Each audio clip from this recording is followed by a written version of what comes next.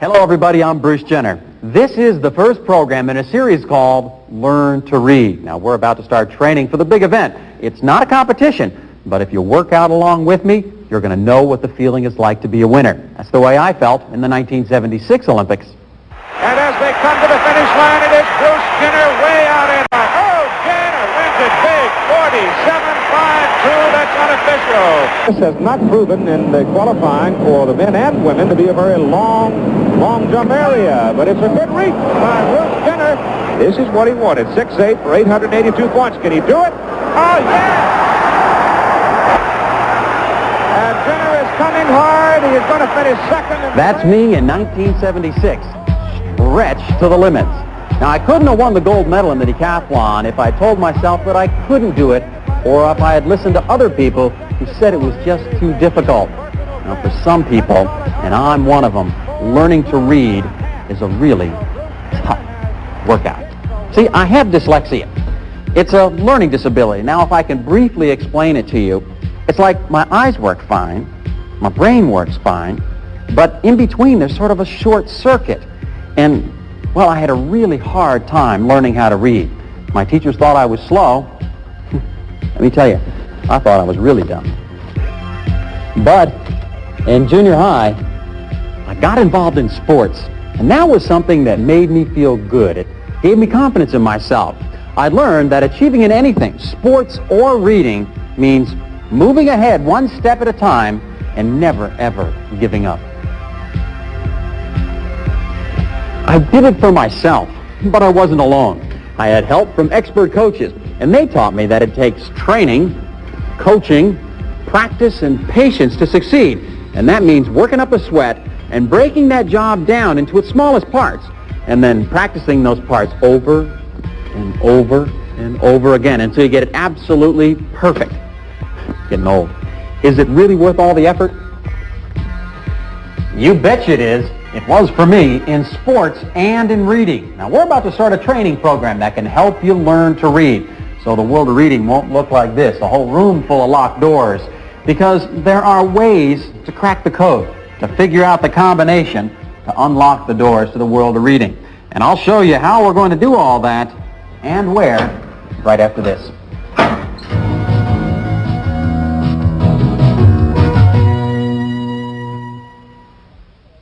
Hi, I'm Wally Amos, often called Famous Amos. My business is cookies, but my major interest in life is helping others improve their education. I didn't start out famous. I didn't even have a very good education, but like you, I wanted to do something about it. Now, I spend a lot of my time encouraging adults to get involved in education of one type or another. That's how I got involved with Learn to Read. I'll be visiting with you often during this series. You might say, I'm the attendant at the door. I'll let you into each program, and I'll wrap things up at the end. I'll point out things of special importance, and in general, just keep you from getting lost. I'm looking forward to working with you, and I'll see you a little later. Now, back to Bruce Jenner. This is the Learn to Read headquarters, Studio A. It's a television studio. Now, your classroom may be wherever you're watching TV right now. Living room, kitchen, bedroom, wherever. Now, most folks learn to read in school, but maybe you didn't learn to read there because you hated school.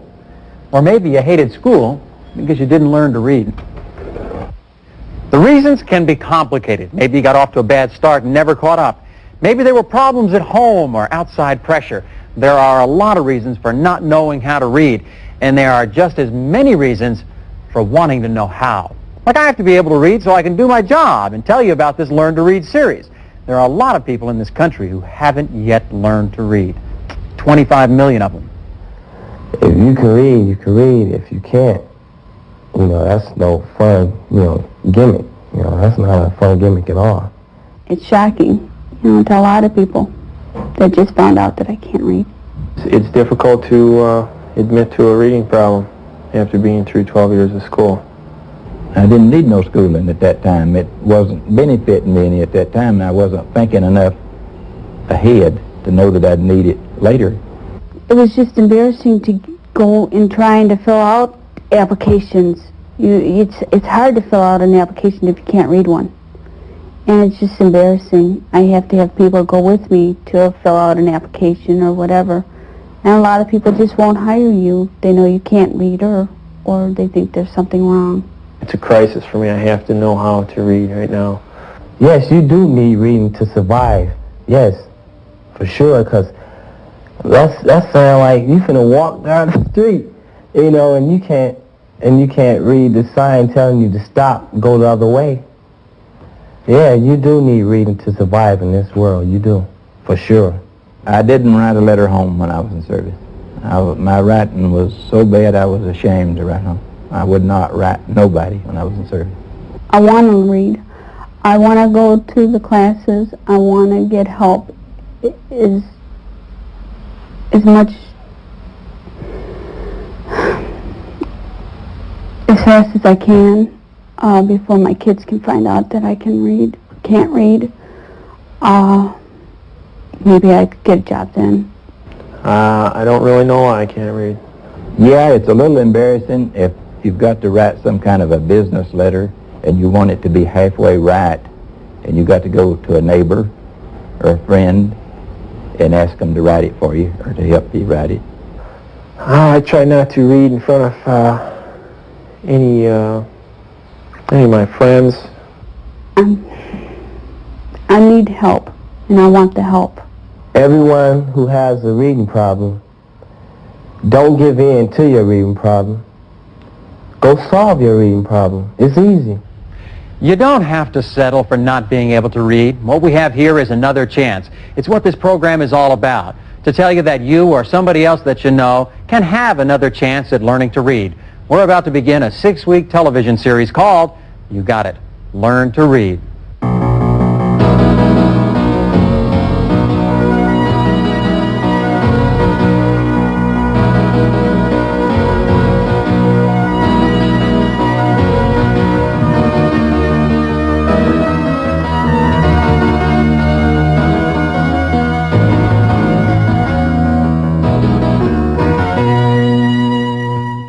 You'll want to be with us right here every day because the lessons are like, well, these building blocks. When you were younger, you might have had a set of blocks like these.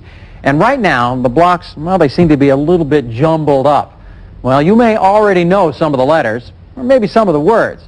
Now, to make sense of this jumbled up mess, all you need is the little pieces of learning that are part of each day's program. And you won't want to have any gaps or any missing pieces.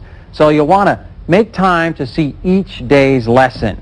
Now, we have quite a cast of characters who will be helping us put together these pieces.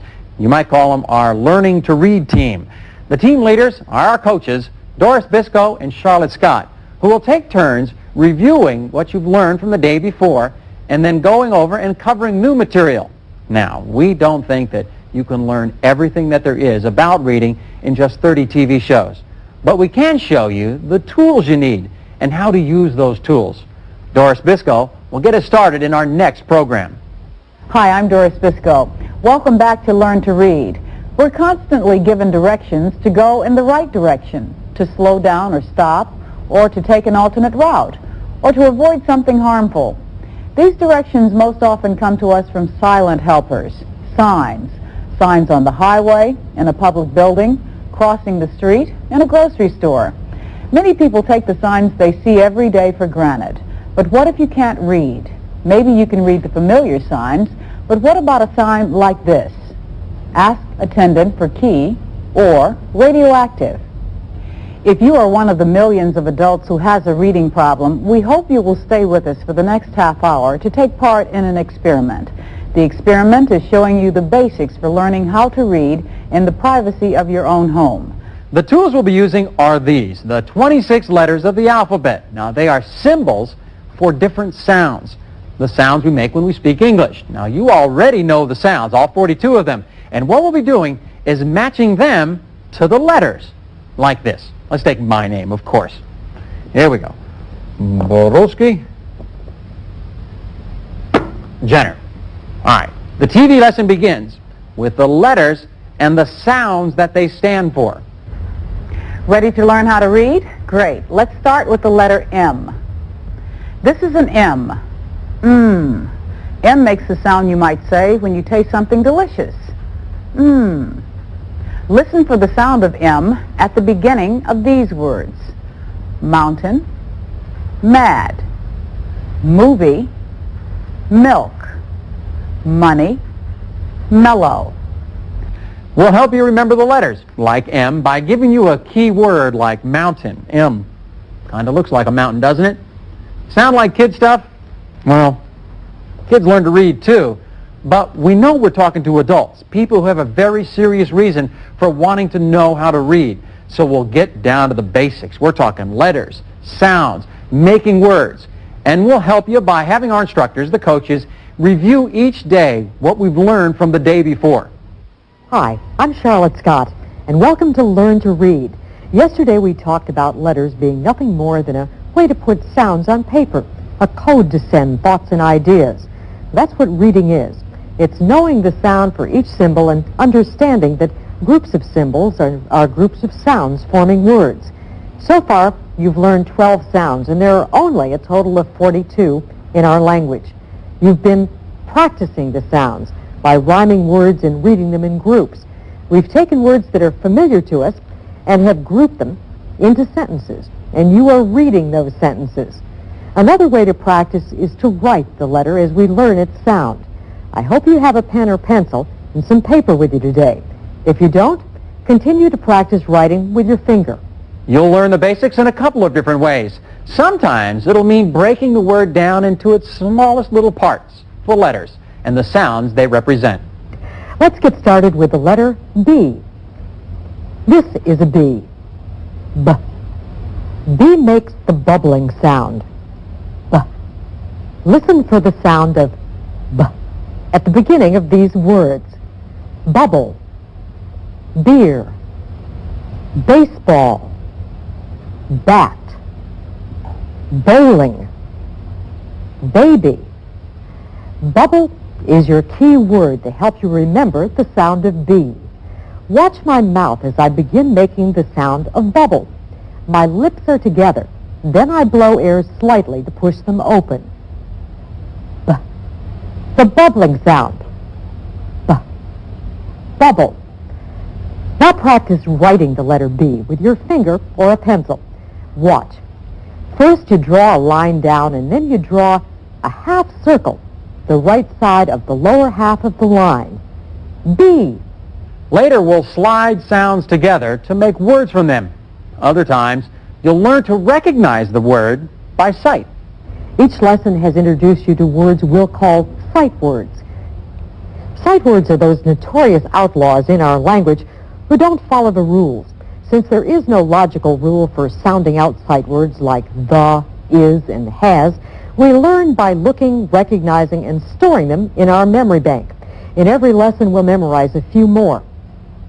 Reading is simply recognizing a symbol, knowing its sound, grouping it with other symbols to make words, and grouping those words together to make sentences. Actually, you've been learning to read in a few different ways. First, by breaking the letter sound code. Second, by memorizing words that do not follow the rules of the code.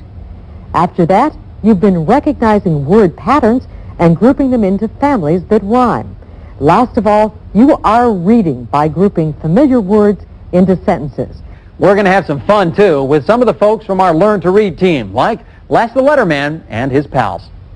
Hi, Les the Letterman here with another one of those things you'll run into while you're reading. This time I want to tell you about the bossy R. Now, the R has a real bad habit. What do you mean I got a bad habit? I'm the bossy R, see? And nobody can tell me what to do, see? I take over in words like car and bar, so you can't hear the vowel A in the word, see? So we can expect you to boss around the A every time you follow it? Are you being sarcastic? Far be it from me, Mr. R. Better, yeah. Remember, I'm the bossy R, see? And I never give A a chance to talk. I'm Les the Letterman, and that's the bossy R. Yeah. And Learn to Read will go one step further. In every program, there's a part called Getting Along, showing how you'll be able to use what you've learned. For example, why it's useful to know the alphabet, the order the letters come in, and what their names are. Remember that song I used to teach in school? A, B, C, D, E, F, G. It was a great way to learn the alphabet. Did you learn it as a child? If you did, you own a valuable language skill. In fact, that skill is essential to some jobs. Why? Because if you don't know the alphabet, you can't alphabetize. And if you can't alphabetize, you can't organize. Words, that is. Let me show you what I mean. Probably the best way to explain the alphabet and alphabetizing is to talk about the phone book. For me, the telephone book is a critical business tool. As a reporter, much of what I do is behind the scenes, and a lot of that involves the telephone. This file box full of names and private numbers of newsmakers and professional contacts is also vital to what I do. Both would be useless to me if I didn't know and use the alphabet. Let me explain. There are 26 letters in the English language. Each is a written symbol of the sound we make when we talk. When they're arranged in a special order, they're called the alphabet. If you know and follow that alphabetical order, well, you can file papers, you can look up words in the dictionary, you can find books in the library, you can look up phone numbers. You say it's simpler just to call information? Well, that would really raise your phone bill. I look up phone numbers, and I use the alphabet as a road map. Let's say I wanted to call James Z. Dent. Let's see. Here are the A's, the B's, the C's, and here it is, D. Now, so I don't have to read every one of the hundreds of names beginning with a D, I'll use another alphabetizing rule. The second letter in the last name Dent is E, so I'll look for D-E in this list of names. E is in the beginning of the alphabet, so almost at the very top of the list of D's is D-E. Okay, great, but there are still lots of names that start with D-E, so we'll have to move to the third letter, which is N. Now I look down the list of D-E's till I find D-E-N, and here it is. Again, there are lots of people whose names start with D-E-N, so we now turn to the fourth letter, which is T. Let's look down the list, passing all the D-E-N's until we see D-E-N-T. There it is. Just our luck. There are two people with the last name of Dent. Both of them are James Dent. But I know this person's middle initial. Notice that the first name listed on each line is the last name. Once you find that, you look for the first name. They're also listed in alphabetical order. Because there are two James Dents, it's wise that they listed it with their middle initial. Look here, James Z. Dent. The person we want is listed after James B. Dent. Why? Because Z is at the end of the alphabet and B is almost at the front of it. Just remember that each letter in the alphabet has its own special position. Once you know that order and you use the alphabetical map, you can look up any name in a phone book, any word in a dictionary, or even organize your files. The point is that the alphabet gives us a way to organize information and to get that information quickly. Businesses today couldn't operate any other way. You know that old expression, time is money?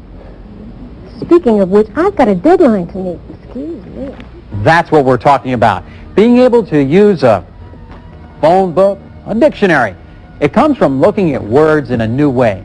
Being able to crack the code, breaking up the words into their smallest parts and putting those parts together again so that you wind up with a word that you know, a word that you can read. It may seem like the word is a little bit too long at first, but when you break it down, decode it, it's fantastic. Fantastic. Now, getting the knack of this decoding process means that you can read and write words you already recognize as someone says them to you. If it's a word that your ears know, it can be a word that your eyes know too. Now, working to reach this goal is worth it because it makes you feel like a winner. Now, in a minute, I'll tell you more about our goal and what it takes to get there.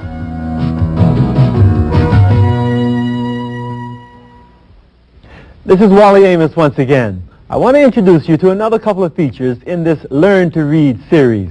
You'll meet Billy Green, also known as the Book Guy, because he delivers books and magazines for a living. Billy is also one of the thousands of people who are improving their reading by watching Learn to Read. He'll share his experiences as he studies the lessons just as you do. The Book Guy will also tell you about important things like tutors and newspapers and libraries, things that can help you with your reading. And from time to time, we'll have segments to help you improve your handwriting. It makes sense to improve reading and writing at the same time because they are so closely related. Besides, when you fill out an application for your next job, you certainly want it to be readable. And I'll be here too, as part of the team effort to help you learn to read. Right now, let's go back to Bruce Jenner. In this and the 29 other Learn to Read programs, we want to get you off to a running start with reading. And we don't expect to be able to teach you everything you need or want to know. The goal is to get you started. We begin with the basics, the letters, the sounds, and then we go on to make words and sentences like this. Well, it's time for that letter I promised you. Mark has written a letter to Jim telling him about his new job. So let's read it together. Dear Jim, did you hear that I got a new job? It is in Joe's sports shop. I will be selling fishing rods, boats, and shirts and shorts. I have to start at 6 in the morning. That part will be hard. I get up to go to work at 5. The job is part-time, but as soon as the store gets bigger, I can hope for more time. See you at Joe's, Mark. Now, aren't you proud? You had to learn a lot to be able to read that letter. You see the kind of help we'll be offering. Now, the only thing you need to bring is a pencil and a piece of paper, and your determination to stick with us. Throughout every program, we'll be telling you how you can continue to learn to read.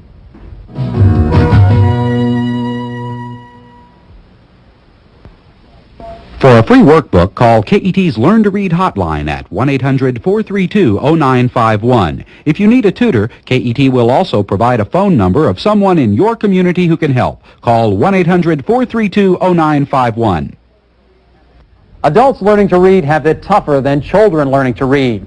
We have to live and work in a world of words, learning at the same time. We hope that you'll want to be part of this TV Learn to Read project.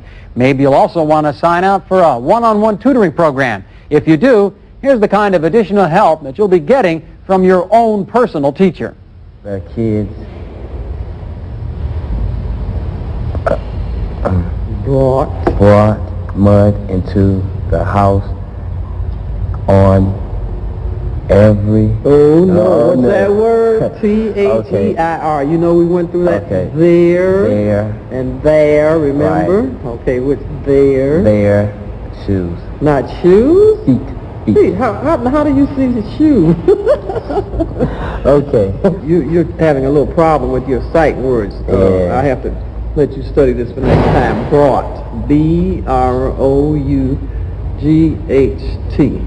When I felt I couldn't read, I felt I was dumb in a way, but I felt like this too. It's not really my fault I'm dumb either. You know, hey, if you got someone really sticking behind you, making sure you're going to get this, you're going to do it. I mean, you're going to succeed in it. Yeah, you can teach an old dog new tricks. You can teach older person quicker than you can teach a younger person. Because older person wants to learn. A younger person learns because he has to. They make him do it. But an older person wants to learn something, well, he can pick it up in no time. Because he already knows a little about it. It's not like that he don't know nothing.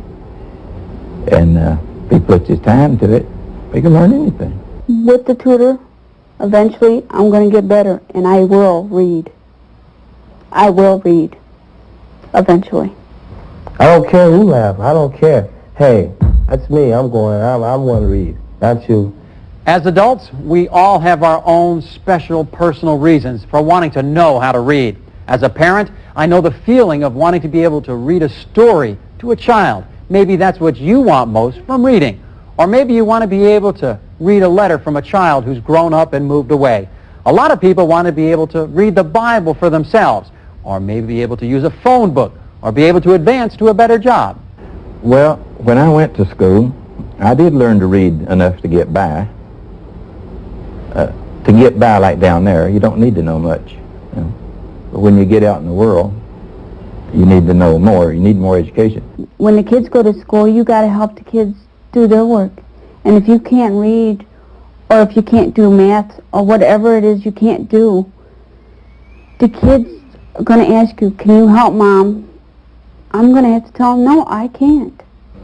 They felt if I couldn't read well enough to do the things in my job that they had no use for me. Well, I really like to write. I really enjoy writing. I go around writing stuff. It don't even mean nothing, just to get a better handwrite, just writing words on paper. And I like to write stories because I want to leave a little something behind when I die that somebody might pick up and say, well, that was a pretty good old boy. You know, he wrote a message here that might mean something to somebody. So that's the reason I like to write stories, and I'm going to write more. I'm going to continue writing. If you ain't got the right help, I mean, you won't get better. Probably get worse. But right now, though, I'm working on it, you know. I'm working on it. 80% I'm working on it. I'm going to get it. Yeah, I'm going to get it.